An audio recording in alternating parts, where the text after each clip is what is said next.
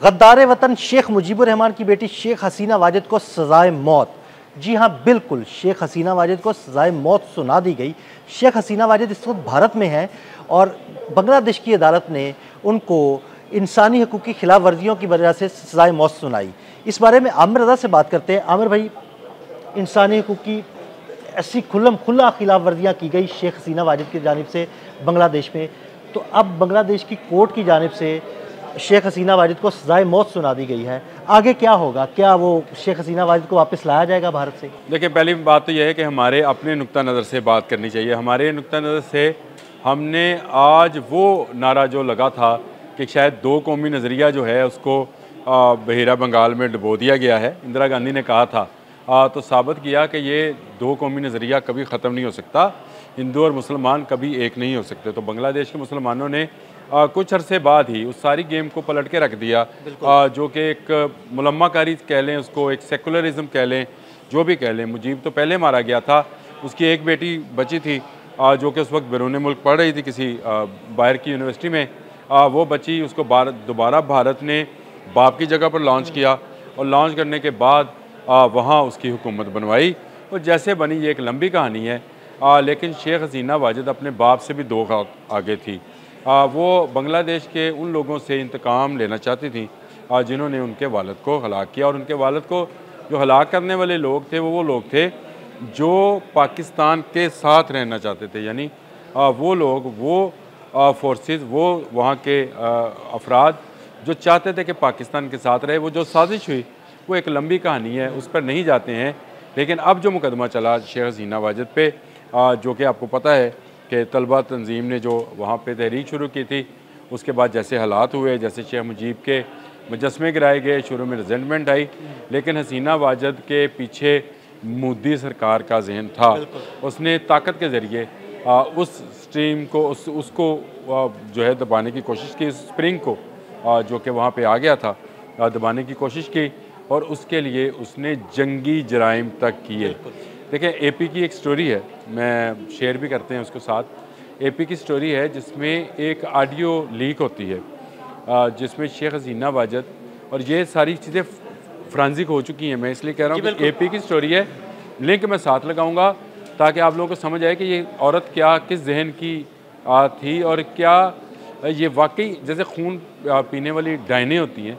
ये कहती है मुझ पर 227, उस ऑडियो लीक के अंदर मुझ पर 227 मुकदमात हैं कत्ल के, तो 227 का तो मेरे पास लाइसेंस है कि मैं मार दूं।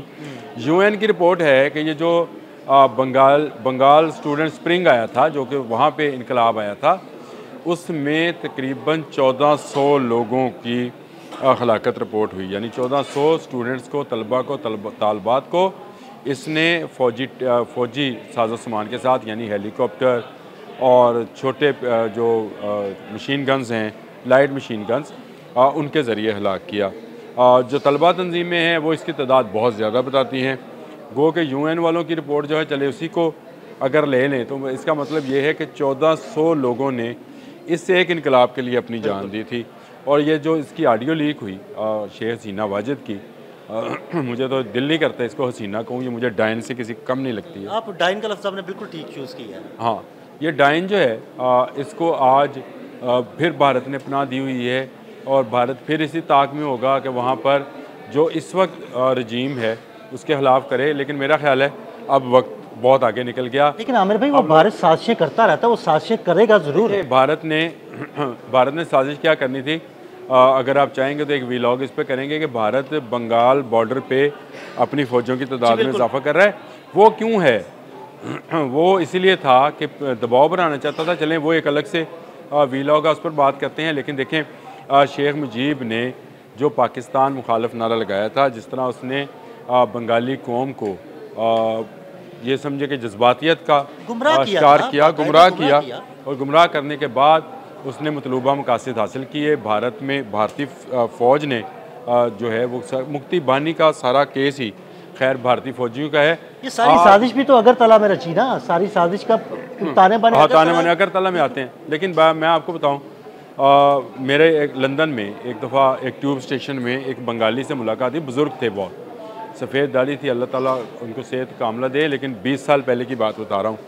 तो जब उन्होंने मुझसे पूछा कि आप पाकिस्तान से हो, तो मैंने कहा हाँ। तो कहते हैं हम भी पाकिस्तान से थे। ये कहकर वो बुज़ुर्ग रोने लग गया और आंसुओं के साथ रोया। उसने कहा ये सारा मुफ्ती बानी का किया जा रहा था, मुफ्ती बानी चाहती नहीं थी, और उसने पाकिस्तानी फ़ौजियों की वर्दी पहनकर जो मुफ्ती बानी के लोग थे और इंडियन आर्मी से आए थे, उन्होंने फ़ौजियों की वर्दी पहन के, और ये आपको पता है कि इनकी पुरानी चाल है, अभी भी जो हमने एक मुछेरा गिरफ्तार किया उससे भी उन्होंने वर्दियाँ मांगी, वर्दियाँ लेके जा रहा था। ये वो गलत फहमी और ये वो सारे अंदेशे थे जिनको फैलाने के बाद मुजीबुर रहमान ने कामयाबी हासिल की थी। उससे हम निकले, जनरल रहमान की गवर्नमेंट बनी, फिर उनकी बेगम आई, लेकिन उसके बाद भारत कामयाब हुआ हसीना वाजिद को लाने में, जिसने मुजालम के पहाड़ तोड़े, ना सिर्फ पहाड़ तोड़े बल्कि इतना दबाया और एक वक्त में तो ये नज़र आता था कि शायद ये भारत की तफैली गवर्नमेंट और तफैली मुल्क है, जो भारत जो देगा ये खाएंगे, जो नहीं देगा वो नहीं खाएंगे, जो दिखाना चाहेगा दिखाएंगे। वहाँ के टीवी प्रोग्राम्स इंडियंस कंट्रोल कर रहे थे, वहाँ की फिल्म इंडस्ट्री इंडियन कंट्रोल्स कर रहे थे, वहाँ के बड़े तमाम अदारे इंडियन कंट्रोल में चले गए थे, और ख़ुद बंगाली जो थे सिर्फ वहाँ पर एक ग़ुलाम की हैसियत से मुलाजमत कर रहे थे।